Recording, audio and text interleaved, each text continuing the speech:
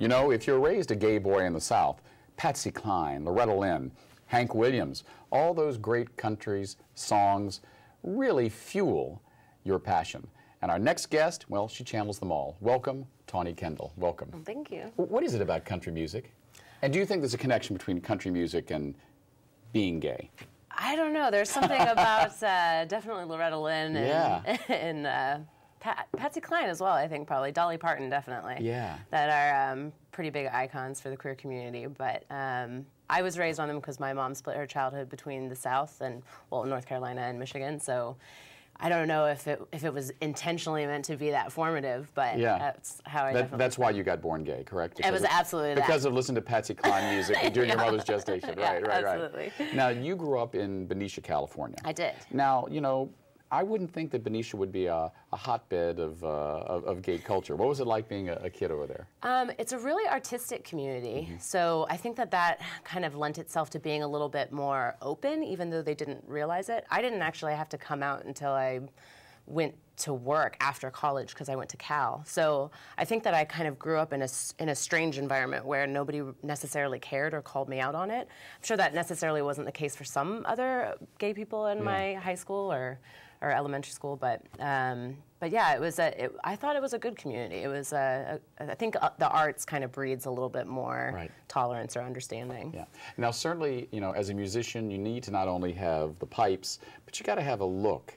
And I see you've got the flower going on here. Is this a conscious part of when you perform? You always have the flower in the hair? Not always the flower, but I like to do the victory rolls a lot. I like to channel a lot of vintage or almost sort of borderline costume. I think that it's an event, right? Everybody, and some of the events, people pay to go out, and the band comes together and we practice a lot, so it seems good to sort of dress up and give people a show. Right. So talk to me a little bit about some of your other musical influences. Obviously, Patsy Cline and Loretta Lynn and some of those country greats. When did you start picking up the brush and singing into it as a kid? Man, I've been singing for a long time, so probably 24 years. I actually started competing singing Patsy Cline and other things like I Got a Crow, which is another sort of gay staple as well, for Peter Pan. But then it sort of evolved into me writing my own music when I turned 15, and I picked up a guitar and taught myself how to play. And it was just a good way for me to sort of express what was going on through that whole crazy transition time of figuring out who you love and what love is anyway and all of that. And then now I get a lot of influences from a ton of different people. I still really like those country blues roots, but it's the same. I mean, I love the Doors. I love Stone Temple Pilots. I feel like a lot of watching those performances really take a good play into everything about my music. Now, you said that you picked up a guitar and started writing your own music at 15. Was that about the same time that you began to realize your sexual orientation? Yeah, definitely. I had a girlfriend when I was 15, and I think that it was sort of I think love in general is a confusing thing when you're 15. But when you add into the mix the fact that you're loving someone of the same gender, then that's, adding something else as well. But I ended up writing a song called Rise, which is actually on my EP that's out now.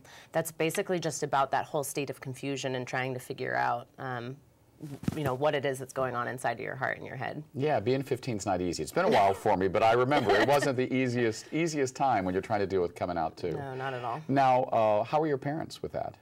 My parents are fine, like totally fine. I think that the thing that they always said when I was growing up is, I don't really care who I love just as long as I'm healthy and happy. Right. And I think it was really that focus on me being healthy, right? It's always that it's not about the gender of who you're in a relationship with, but do you love each other? Do you treat each other correctly? All of that. So. Now, I also understand that your parents were non-traditional in the sense of they didn't say to you, you know what, you're not going to make any money as a musician. You know what, you're going to business. That's what my family said. You know, this piano thing is kind of fun, but you're not going to make a living at it. They said to you, become a musician, and you said, no, I need to learn to type. Yeah, looking back on it, it was really strange that I would pick this decision. But in high school, my parents wanted to put me into a musical high school, and I wanted to stay in my own high school. In college, they wanted me to not go to college. They said school's always not going to be there. Just go ahead and pursue your music career. And I figured I really think that I need something to fall back on. I should probably go to school. So. And then now I think I'm sort of listening to their words of wisdom. I'm really focused on music now and really understanding that this is what I want to do and it's the thing that will make me happiest for the longest. So now at 28, I'm finally listening to what my parents are saying. I'm not rebelling anymore. Yeah. Now you have what I would have called a CD out, but you call an EP, correct? So first of all, for those who are old like me, what's the difference between a CD and an EP? And tell me about it. So an EP is normally a shorter version of an album. Like my EP only has 6 songs on it, and a CD would be a full-length album. So we're actually, the Hangover Brigade and I are writing more songs now, and we're hoping to record a new full-length album that we can call a CD. Yeah. So now your band or your group is called the Hangover Brigade. Great name. Tell me how that came about.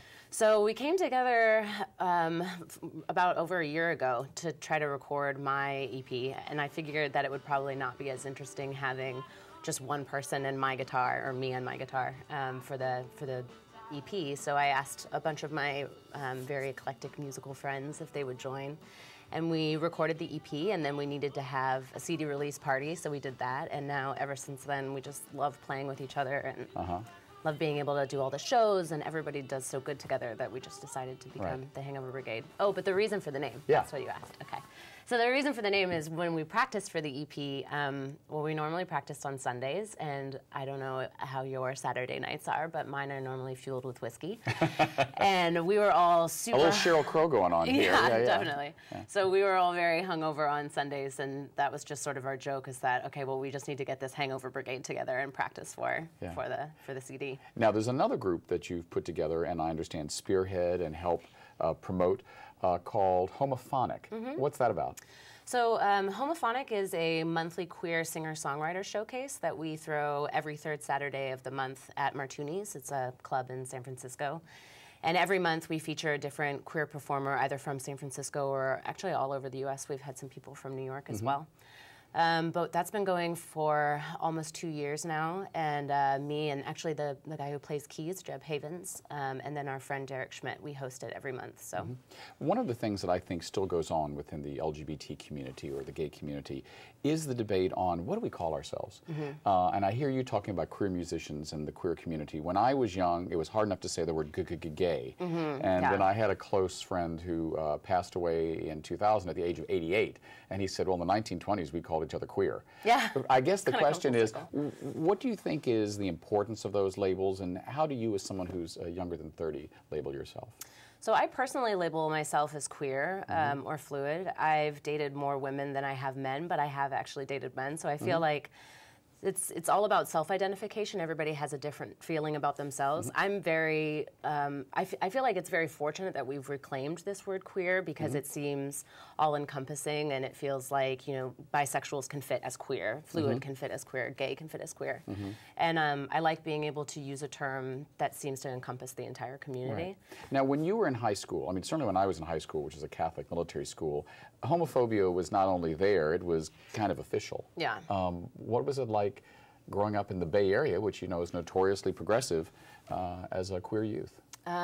It was difficult at times. I felt like the most difficulty that I had was actually in college. I ended up shaving my head and dressed really butch and tried a lot it different gender I can't quite see that. I know, I did. You've gone the other way. Yeah. You've become a femme, Yeah, definitely. But it was what I was feeling at the time, and I was really curious about not only my sexuality but my gender as well, and how to express myself in certain ways. So I think that it's strange to see the different side of it, the fact that I pass now for the straight community, so I don't get as much harassment. How does that feel? It doesn't really feel fair, honestly. I mean, that's funny. That's a term that when I was growing up, you didn't hear about gay people or queer people, but it was about members of the African-American community in Richmond, Virginia. I would hear my mother say, oh, that person can pass. And I was like, oh, I mean, that's a black person that people will think is white. And it was always kind of vaguely uncomfortable. Right. So if someone says you can pass, meaning they think you're straight, how does that make you feel? I think that it's offensive because I find myself as an individual who represents the queer community, so having that kind of stripped away from me is an unfortunate thing. But you know, we live in such a heteronormative world, and and everything is geared towards white and geared towards straight and geared towards male, that when you can pass from any of those things, it's great in some respects that you can get away from a lot of the harassment, but at the same time, you feel a little bit of separation from your own community. So, did you ever feel homophobia in college or high school? Did anyone ever call you names? Absolutely, yeah. Especially when you travel outside of San Francisco, that's kind of a shock, I think, especially when you're traveling with your girlfriend, you're holding hands, or when I had short hair, and being called terrible things, not being able to buy things at stores, or being kicked out, or think that you were going to be like doing a crime or stealing or something. So that happened to you? Oh, absolutely, yeah, all the time. Let me ask you in our last few moments, what do you think is the hardest thing about being a young person, quote unquote, and being out as a queer person nowadays? I think it's the self-confidence, right? There's a lot of things that we teach people about that it gets better, and there's this faith that needs to come about, something that happens later on. But I think there needs to be something about being confident in yourself now, that if you... It definitely will get better, but you need to have faith in yourself currently and the person that you are, and know that you right now in this moment are okay. Right. And our last few seconds, I got to ask you about the tats, because they're kind of rocking. And I know you got some more going on, but tell me about it looks like a mermaid and this is actually a woman who's cutting herself out of a robot, which is sort of a metaphor for shedding one's skin and, being oneself, I guess. And then I also have a key that has a keyhole in itself. There's lots of lots of stuff going on there. All right, tell us if someone wants to buy your CD, which is called. It's called In Between Spaces. Where do they go? You can find us on Spotify. It's actually under my name, Tawnee Kendall. And you can also go to my website, which is either the Hangover Brigade or TawneeKendall.com. Great. Thanks so much. Yeah, absolutely. We've been speaking with Tawnee Kendall. Can't wait to get that CD. Next up, we're going to speak with veteran Bay Area actress Valina Brown, star of the lesbian romance, A Lady and a Woman. We'll be right back.